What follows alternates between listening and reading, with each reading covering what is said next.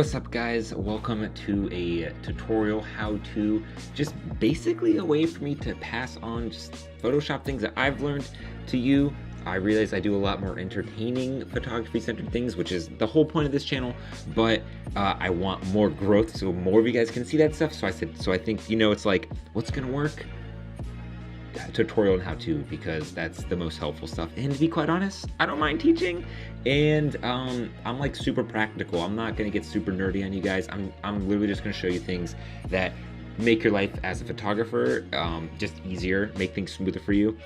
So in today's video, I'm gonna be talking and showing you guys how to skin retouch the fastest, easiest way. I'm talking like it's gonna save you so much time, no more duplicating and doing the whole frequency separation thing anymore. I mean, it's still frequency separation, but we're gonna be able to create an action for it, and it'll take 2 seconds. And also, it's kind of my favorite way to retouch. I don't know which way you use. There's the whole healing brush to smooth the skin. There's just like a paint brush, but we're actually going to be using the mixer brush, which is kind of a new take on it.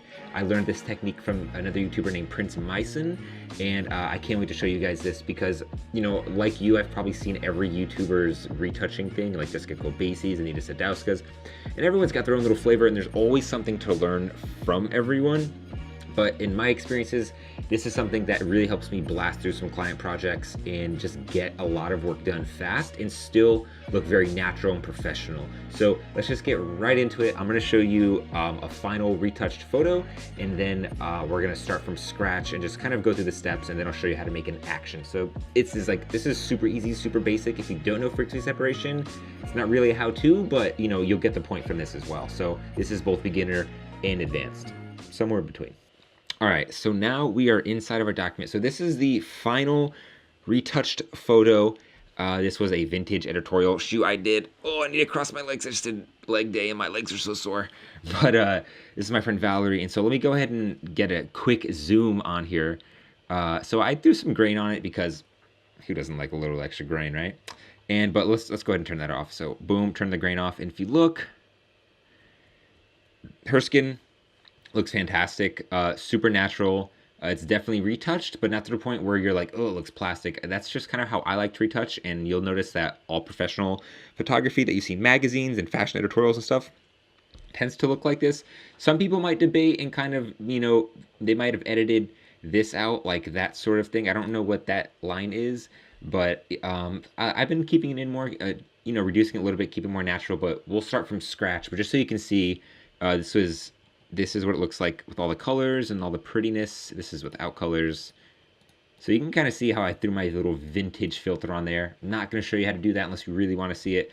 But let's just go ahead and start from the beginning. So let's go ahead and open up the original one. Boom, here it is. Okay, so I remember that. Oh, so this is the camera raw. This is the camera raw window. You can to get this going, you just have to, I'll show you how to open this. But I remember when I edited this photo, I increased the exposure a little bit. So just go ahead and increase the exposure. That looks about right.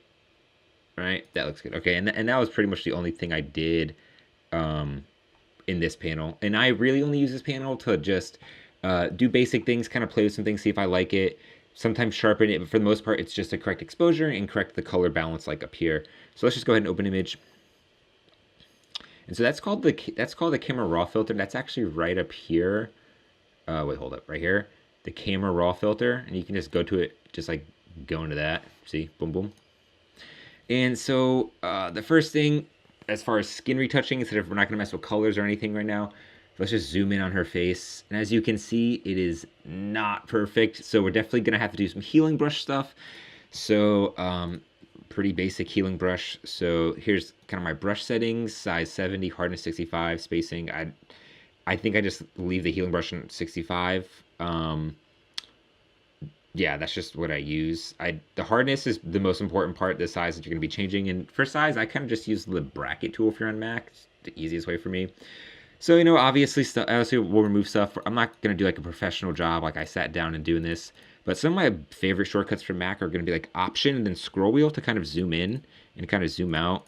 That'll make your workflow a lot easier. So like it's really hard for me to not do this 100%, but let's just kind of, we'll do some super obvious stuff because, I mean, baseline, she's got good skin, but like most people, you have pimples and acne, just how it goes. So, I mean, we can be real crazy about it. Oops. And I'm just sort of being super liberal here.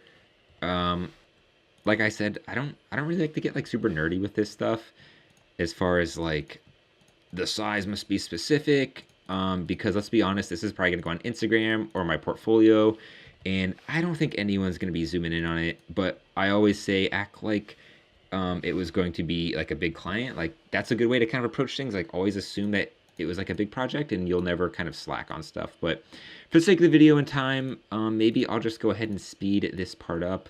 Yeah, so I think we got all that. All right, so once you do that, just go ahead and merge it. I don't know, just makes it easier. You don't have to merge, but I always do. Wait, did we get anything on our neck? Yeah, our neck looks fine. So here's where the slick frequency separation comes into play. So normally when you do frequency separation, this is what you would do. You would do duplicate the layer twice, command, or I do command JJ, then you go to this one, then you go to filter, then you go to blur, then you go to Gaussian blur, and then you sort of just like choose something, or I should have hidden this layer, right? But you go to Gaussian blur. So this is like the traditional way, and you kind of blur it until you just miss the detail, as they would normally say.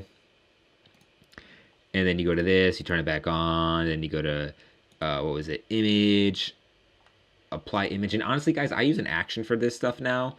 So I literally don't have to do all the steps for all the photos. If you're doing like a lookbook, you get a blast with like 30 photos. You don't want to do this for every photo. But just so you know the baseline, this is the settings you want for apply image. So you want to select the middle image. So boom, you want subtract 2 and 128. I don't know why. That's just the sauce. That's the sauce. Watch any of the frequency separations. That's the sauce. Then you go to boom. And then where you go over here and you go to linear light. And so here's a pro tip when you're doing this, copy this layer. So if you fuck up, you can just like, or you want to like just check your work, you can just sort of like, toggle on and off, which is really going to help you a lot. And kind of sometimes you just go too much. You spend too much time going too deep and you just kind of get lost in the sauce. But, that'll kind of keep you in check. And also what you can do with frequency separation, you can actually delete it, I'm pretty sure. So like if we were to like fuck up really hard and like do some dumb shit like that, I'm pretty sure we can take the eraser tool and just go like that. Yeah, you see? You can just sort of erase your work just like that on any layer. I didn't know that for the longest time, but now you know. But that's not how we're going to do it. We're not going to be using the healing brush. So this is like the Jessica Kobasi thing because she's like how I learned how to do it. And then, you watch other people's videos, but she's like a big fan of the whole like doing this and like doing that and like, and it works. Don't get me wrong. It works. I just don't like the whole clicking. Like it starts to feel very splotchy for me. And I don't know. It's like, I just don't like how that looks personally. Like if you toggle on and off, I don't know. I'm not the biggest fan of it. But I did use it for a long time. So shout out Jessica for that. I thank you. You're like an OG. But let's go ahead and just delete that. Let's go ahead and copy that layer again. And what we're going to do is we're going to use the mixer brush. So mixer brush is the technique that I use from this YouTuber named Prince Myson. And he is, in my opinion, one of the best retouchers. Now, I personally think he goes overboard on his retouching sometimes. I don't know why, but a lot of people who do a lot of African-American models just make them look super plastic. That sounds so weird to say, but I've just noticed that pattern. Anyways, so let's just kind of start over real quick, start from scratch, and I'll show you the whole process of this frequency separation. So what we're going to do is you got your layer 1, you're going to command. So we're going to do this like any other frequency separation. Except this part right here is the most important part, and this is why we can make an action. So when we go to filter, blur, Gaussian blur on the second layer, and the radius, actually, you can just keep it at 5. I don't know why, but 5 is the magic number for this technique, and it works great. Yeah, I don't know why, but 5 is just the perfect number for any photo as much as you want. So because of that, we can make it an action. Normally with the other ones, this step is like finicky and you kind of have to guesstimate, just look at it. But for this technique, we can just keep it on 5. and that's going to help us making the action later, which I'll show you as well. So then we didn't need to see it, so just go here, then image, apply image, yep, subtract, make sure you got the settings right, that's what it should look like. Go ahead and pause it if you know what it looks like. Boom. Man, I haven't done this in so long. I hate doing this. Go that, Command J. That was like 30 seconds. My wrist hurts after that. You know, like, oh, it's such a pain in the dick. So from here, what I would do is take the mixer brush, and what's really important to note on the mixer brush is the settings. So you can actually keep, this is just what I got from him. He actually keeps it all on like 20, I'm pretty sure. Like 20% wet, 20% low, 20% mix, 20% flow. And then this 10%, really not too sure what that one was, but that's just kind of what I keep it at. And I put it on 30 because it's a little heavy-handed. So this is, mixer brush is actually for people that use a pen. The only difference between this and the pen is that pen you can use pressure. This, instead of using pressure because we're using a mouse, you just have to go over it a few more times, which is really not that big of a deal. With this technique, so you just, you know, the more you sample, the better it's gonna look. So boom, you see that? Like, do you see how just easy that is? And with this, you just kind of want to be careful with your brush size. So, you know, you want to make sure you're sampling the right areas. And see how fast I'm able to do this? Like, really not that big of a deal.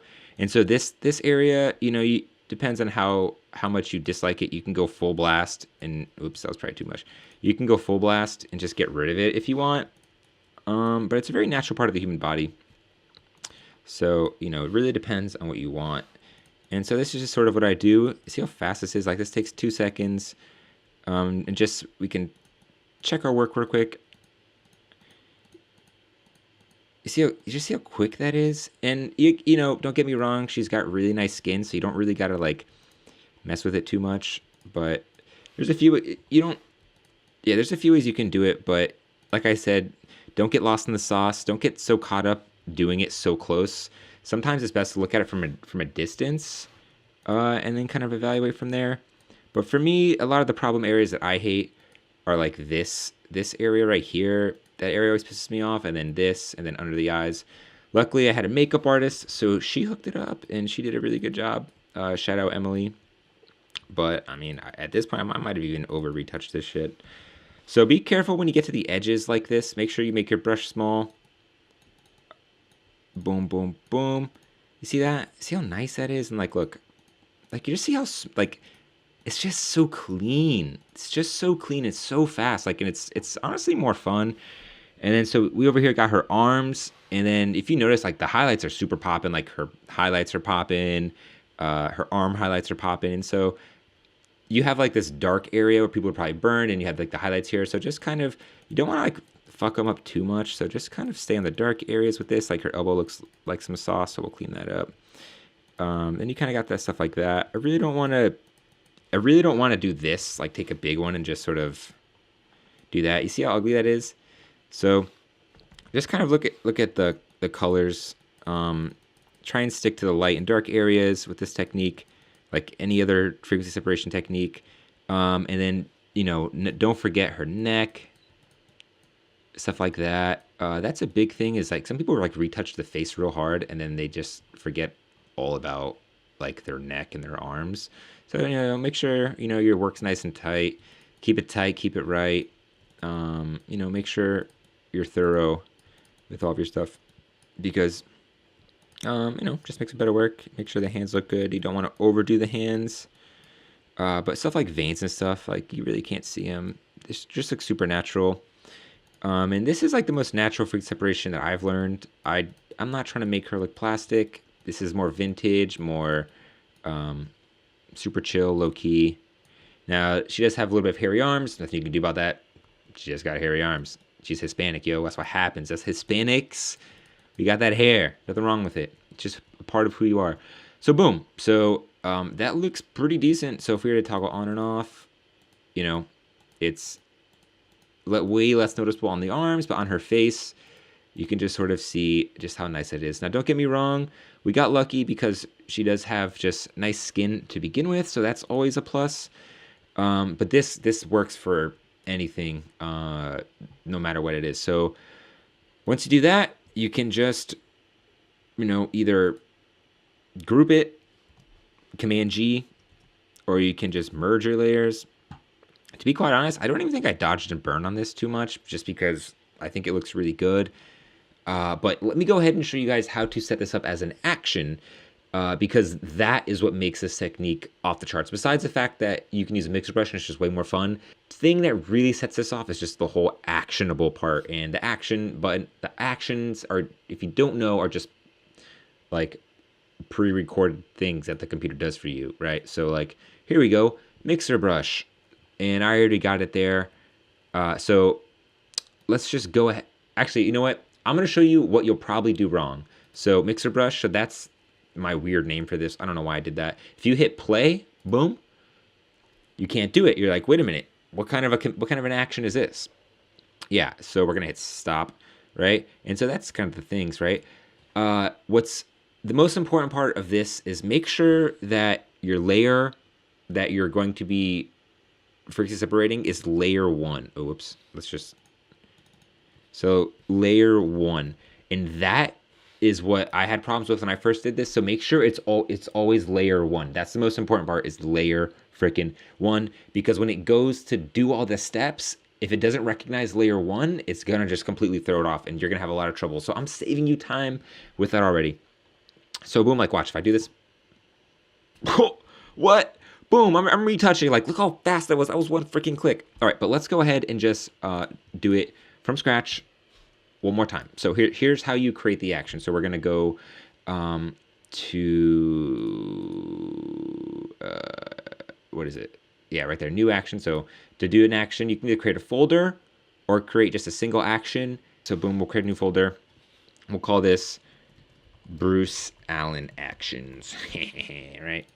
And then under the folder, you create a new action. Pretty easy. So save time, baby, right? There you go. And then once you name it, hit record. All right, and so here we go. It's recording. So now everything you do, it's gonna record, except for your homework. So like we did before, click on the layer, Command J, or you can come down here to duplicate it. Boom, you go this filter. Since you know your blur, you go to Gaussian blur. It's always 5 pixels, so boom, hit 5. Go up to this, go to image, apply image. Go ahead and select that layer. You know, subtract scale and offset. If they're already there, then it's fine. Hit OK. Come over to here. Boom, bust it to linear light. Come over to here. Hit that Command J. And if you really want to put the sauce on it, just go ahead and click your mixer brush so it automatically goes to your mixer brush. And from there, you just gotta hit stop. So let's just go ahead and check to see if it worked. Boom. Hallelujah. All right, there we go. See, pretty easy. All right, and that's it, guys. That's how you frequency separate the fastest, the cleanest, the most professional way. Just like that. Nothing too crazy, just super simple, because we created an action and just made our lives way easier. And you can thank me later for all the time you saved. But that's it, guys. If you like this sort of video from me, please leave me a comment and let me know if there's anything else you want to see, because I'm all about saving time, because that is just the thing we don't have. And I'd rather be working on sales or actually taking photos and sitting in here and editing all day. It's not what I enjoy doing, but it's just something you have to do for now until you can get the big bucks and pay some other guy to do it who actually enjoys this shit. So that's it, guys. Hope you enjoyed. Peace.